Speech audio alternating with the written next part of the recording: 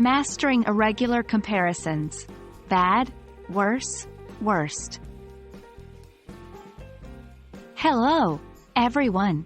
Welcome back to our series on English language learning. Today, we'll be focusing on a very special topic: irregular comparisons. In particular, we're going to discuss a commonly used trio: bad, worse, and worst. Understanding these words and how they function will help you in describing situations, making comparisons, and adding variety to your English language skills. So, let's dive in. First off, let's understand what these three words, bad, worse, and worst, mean. Bad is an adjective we use to describe something that's not good or satisfactory.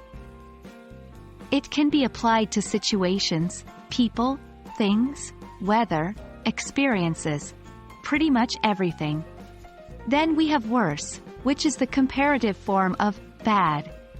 We use worse when we want to compare two bad things, and one of them is more bad than the other. Finally, worst is the superlative form of bad. It represents the highest degree of badness among three or more things.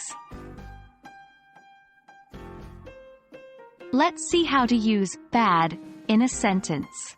This is straightforward, as it's a simple descriptive adjective. For example, I had a bad day at work.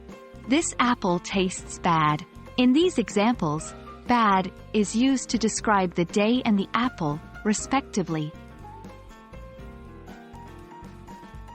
Now, let's move to worse.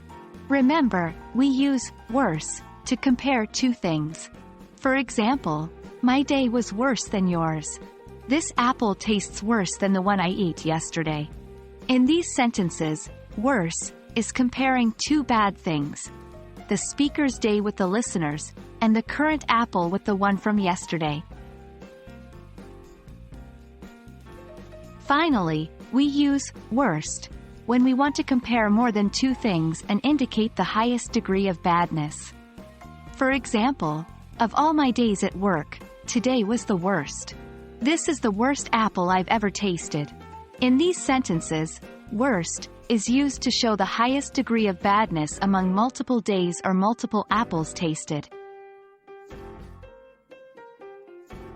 That's it for today.